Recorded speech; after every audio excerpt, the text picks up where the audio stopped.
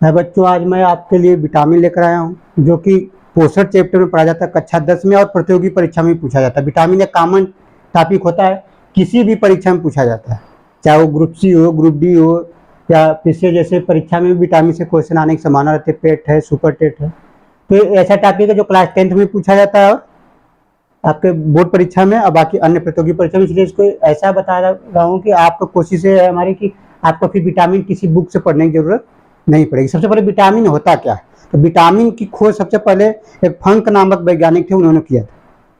कभी कभार खोज भी पूछ लिया जाता है, लेकिन ये क्या होता है कि विटामिन, लेकिन खास बात क्या है, जैसे कार्बोहाइड्रेट है, फैट है, प्रोटीन है, इससे क्या है अलग अलग जब भोज्य पदार्थ खाते हैं तो आपको ऊर्जा प्राप्त होती है, लेकिन विटामिन कोई ऊर्जा का स्रोत नहीं होता है। तो अब आपसे क्वेश्चन ये पूछा, बताइए इसमें कौन सा ऊर्जा का स्रोत नहीं है? कार्बोहाइड्रेट, फैट, प्रोटीन, विटामिन, तो क्या बताएंगे विटामिन? अच्छे पर जैसे एसएससी वगैरह में सब क्वेश्चन पूछे जाते हैं। तो आप सबसे पहले क्या लिखेंगे? यह इसकी खोज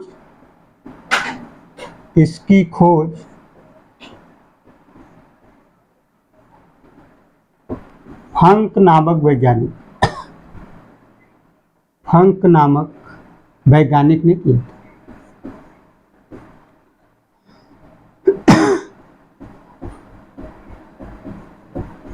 वैज्ञानिक ने किया था। ये हो गया।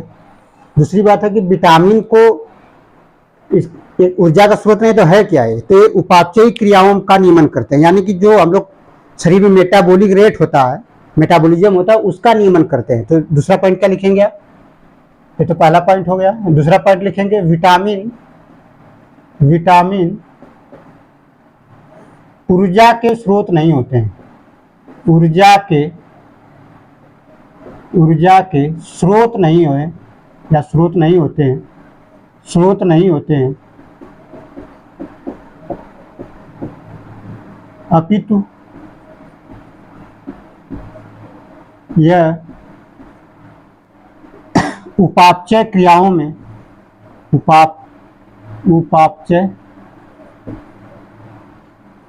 उपापचय क्रिया के नियमन में सहायता करते।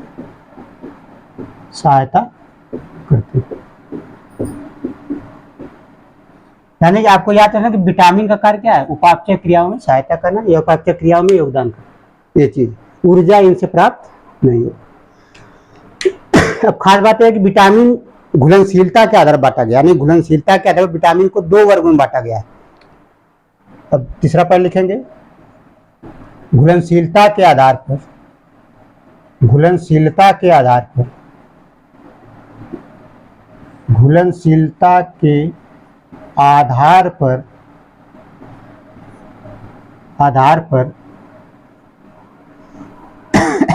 इन्हें 2 वर्गों में बांटा जाता है। 2 वर्गों में बांटा जाता है।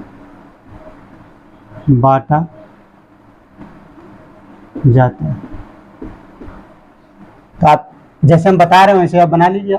विटामिन इनको 2 वर्ग में बांटा गया है, तो ऐसे बना लेंगे आप विटामिन। ये जो ऊपर पॉइंट लिखे हैं ज्यादातर एसएससी वगैरह रेलवे में पूछा जाता है, और नीचे जो अब बन रहा है किसी भी परीक्षा में, उसमें ऐसा नहीं कि एसएससी रेलवे में ये ज्यादा इंपॉर्टेंट है, लेकिन ये जब आ जाता है तो क्वेश्चन आप कर नहीं पाते हैं, गलत हो जाता है। ये तो ज्यादातर लोग पढ़े रहते हैं, ठीक है। यहाँ पे देखेंगे आप, ये 2 वर्ग में है। एक को बोलते हैं जल में घुलनशील विटामिन,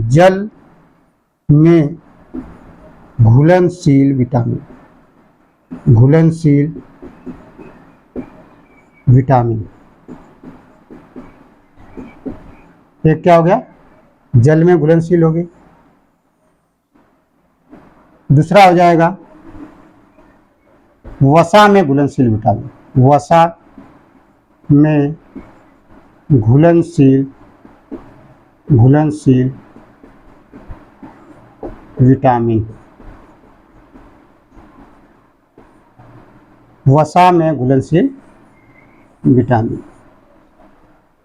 अब यहाँ से क्वेश्चन बनना शुरू हो जाएगा जो अच्छे पेपर क्या क्या पूछा जाता है। पहला क्वेश्चन तो ये बन जाए कि कौन सी विटामिन जल में घुलनशील है, कौन सी वसा में घुलनशील है। तो पहले दोनों के उदाहरण आपको अलग अलग याद करना पड़ेगा।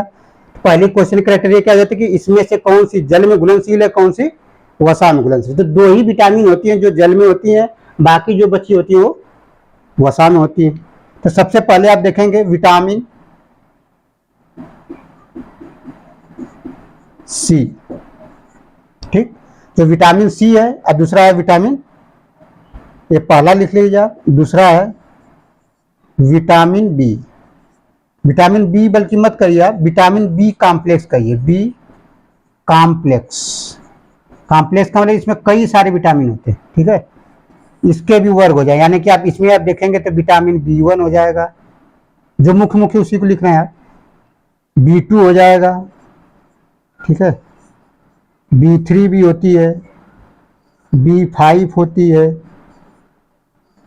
B6 भी होती है, B7 है, B9 है और B12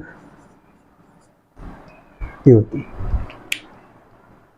और भी एक दो इसमें छोड़े हैं लेकिन ये मुख्य मुख्य जो विटामिन बी कॉम्प्लेक्स में आते हैं, यानी कि बी कॉम्प्लेक्स में कौन सी विटामिन आ सकती है, विटामिन B1 है, B2 है, B3 है, B5, B7, B9, B12 जो पूछी जाने वाली होती है।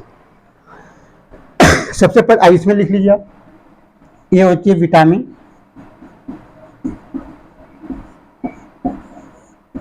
इसमें विटामिन ए होता है, विटामिन डी होती है, विटामिन ई होती है और विटामिन के होता है। तो आप पहला क्वेश्चन क्या हो गया, जल में घुलनशील विटामिन और वसा में घुलनशील विटामिन। अब इनके रासायनिक नाम क्या होता है, केमिकल फॉर्म नेम क्या होते हैं, इसके रासायनिक नाम क्या है, ये भी पूछा जाता है। इसका नाम एस्कार्बिक एसिड होता है, इसका थियामिन होता है, ठीक है। तो जो मुख्य मुख्य नाम पूछे जाते हैं वो आपको बता दे रहे हैं, ठीक है। तो रासायनिक नाम, तो सबसे पहले हम इनके यही लिख देते हैं। जैसे इसका नाम क्या होता है, रेटिनाल। इसका नाम क्या है, रेटिनाल, रेटिनाल। इसको बोलते हैं कैल्सीफेराल, कैल्सीफेराल, कैल्सीफेराल। इसको बोलते हैं टोकोफेराल,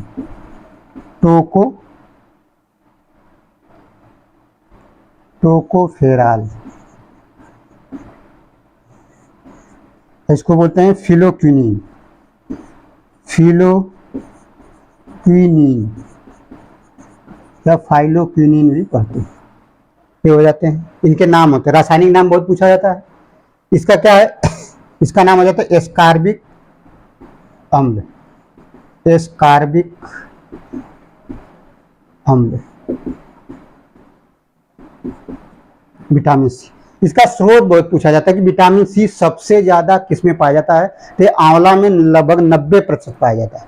बाकी खट्टे जो जूसी फल होते हैं जैसे संतरा है, नींबू है, उसमें भी विटामिन सी के बहुत अच्छी मात्रा पाई जाती है। लेकिन अगर आपको आंवला ऑप्शन में हो तो पहला ऑप्शन वही टिक करेंगे आप, ठीक है। तो सबसे पहले जो इससे संबंधित क्वेश्चन और बनते हैं आप इकट्ठा ही नोट कर लीजिए।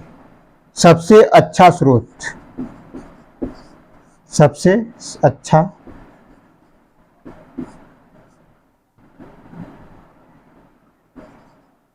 जो स्रोत है इसका आंवला है, यानी आंवले में सबसे ज्यादा विटामिन सी पाया जाता है। संतरा है, नींबू है इत्यादि, यानी जूसी फल, खट्टे और जूसी फल। लेकिन अगर आपको एक ऑप्शन चूज करना है तो आंवला आपको टिक करना होगा, ठीक है। इसका नाम देख लीजिए, पहले नाम यहीं पे नोट कर लीजिए। इसका नाम होता है थायमीन, इसका नाम होता है थायमीन, थायमीन। इसका नाम आपसे पूछा नहीं जाता है, इसका भी नहीं पूछा जाता है। जैसे इसके नाम होते हैं लेकिन ये पूछे नहीं जाते, क्योंकि ज्यादा नाम हो जाएगा तो आप कर नहीं पाएंगे, ठीक है। ये भी नहीं पूछा जाता है, लेकिन इनका नाम हम आपको बोल देंगे। जैसे B5 है, इसको नियासिन बोलते हैं, ठीक है, या पेंटोथेनिक अम्ल बोलते हैं। जैसे चिलोसिस होता है, इनके भी रोग होते हैं, लेकिन ये आपसे तीनों आपको इसके नाम याद नहीं रखना। जैसे B7 है, ठीक है, B7 को बोलते हैं, B9 को क्या बोलते हैं। सबसे ज्यादा इसमें अगर बी कॉम्प्लेक्स में देखेंगे तो आपको B1 याद रख लीजिए, B12 याद रख लीजिए। इसमें अगर आपको परीक्षा की दृष्टि से, तो बी का नाम होता है साइनोकोबालामीन या B9 को भी बहुत लोग कभी कभार कहते हैं, पूछ लेता है, तो B9 को बोलते हैं फोलिक एसिड या फोलिक अम्ल। फोलिक अम्ल ये बहुत उतना इंपॉर्टेंट है जितना कि विटामिन B12 है, जिस पर डबल एरो है, उसी को आपको याद रखना है। इसका नाम क्या होता है? साइनोकोबालामाइन। साइनोकोबालामीन। और सबसे खास बात है, जो विटामिन B12 है, इसमें पूछा जाता है कि इसमें कौन सा आयन पाया जाता है, कौन सा मेटल पाया जाता है। तो इसमें जो पाया जाता है कोबाल्ट पाया जाता है। कौन सा पाया जाता है? कोबाल्ट। ये बहुत पूछा जाता है परीक्षाओं में। CO कहता है कि कोबाल्ट किस विटामिन में पाया जाता है, या कोबाल्ट मेटल होता है किस में पाया जाता है? विटामिन B12 में पाया जाएगा। बाकी इनके नाम आपको याद करने के तो आपको क्या रहेगा? थायमिन और साइनोकोबालामीन। बाकी इनके नाम जरूरी नहीं है। वैसे नाम इसका क्या है? फोलिक अम्ल लिख दिया है, इसका नाम बायोटीन होता है। ये बायोटीन है, ये पेंटोथेनिक अम्ल है, नियासिन है, ठीक है। लेकिन इनके नाम आपको याद करने की जरूरत नहीं है। बाकी थायमिन और फोलिक और ये याद रखिए, ज्यादा हो जाए। इधर वाले आपको इंपॉर्टेंट है, ये वाले 4 याद कर लीजिए, 2 यहाँ, सारे क्वेश्चन आपके हो जाएंगे। अब इसमें और भी जैसे बीमारी है, तो जो विटामिन A की कमी से होता है वो रतौंधी होती है। कौन सी होती है? रतौंधी, नाइट ब्लाइंडनेस, ठीक। D से होता है रिकेट्स, सूखा रोग जिसे बोलते हैं, रिकेट्स। इससे इनफर्टिलिटी होती है, इसे इनफर्टिलिटी है। इससे होता है रक्त का थक्का नहीं बनता है, रक्त का थक्का नहीं बनता है। इसकी अगर कमी हो जाएगी तो मतलब ये बीमारियां किससे होगी? कमी से होंगी। यानी कि विटामिन A की कमी होती रतौंधी हो जाएगी, यानी रात में आपको दिखेगा नहीं। कैल्सीफेरा तो सूखा रोग बच्चों में मुख्यतः पाया जाता है। टोकोफेराल इंटरफर्टिलिटी होता है। और जो विटामिन K है वो क्या होता है? रक्त का थक्का नहीं बनता अगर इसकी कमी हो जाती है। लेकिन 2 क्वेश्चन है। अगर एक पूछा जाए कि विटामिन कौन सी है जिसके कमी से रक्त का थक्का नहीं बनता, तो आप लगाएंगे विटामिन K। और मेटल पूछा जाए तो, या आयन पूछा जाए तो कैल्शियम लगाएंगे। अगर मेटल कहा तो विटामिन कहेगा तो K। इतना हो गया बीमारी। क्लियर आ जाइए। बेरी रोग, विटामिन B1 की कमी, बेरी रोग। जो विटामिन B12 है, इससे भी आपसे पूछ लिया जाता है। विटामिन B12 का लिख लीजिए, एनीमिया। इससे क्या होता है? एनीमिया।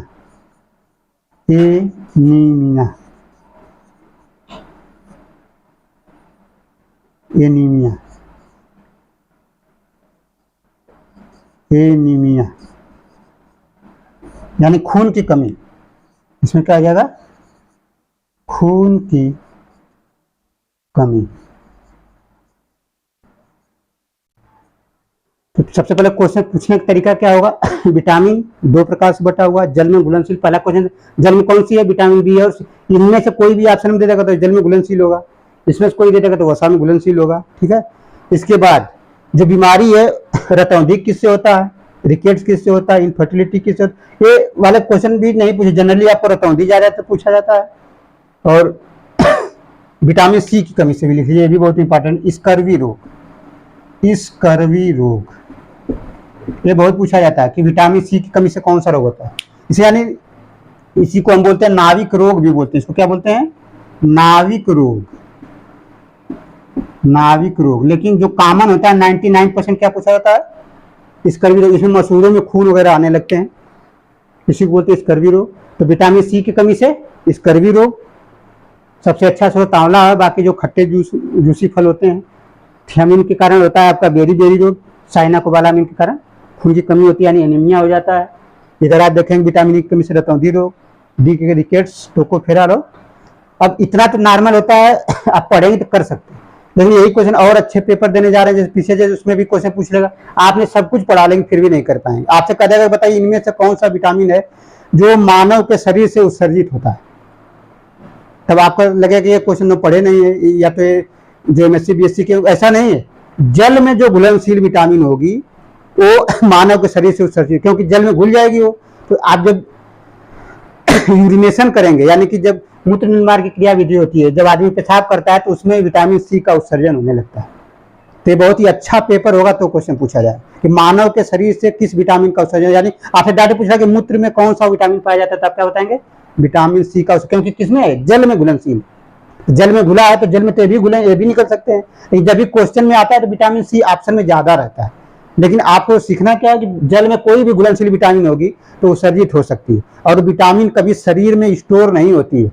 ये हमेशा किसी टैबलेट के रूप में या फल सब्जी या किसी भोज्य पदार्थ के द्वारा प्राप्त कर सकते हैं। जैसे आपको जैसे आपको विटामिन सी की कमी है तो आप अलग अलग, जैसे आंवला खाएंगे, संतरा खाएंगे तो आपकी विटामिन कमी सी की पूरा हो जाएगी।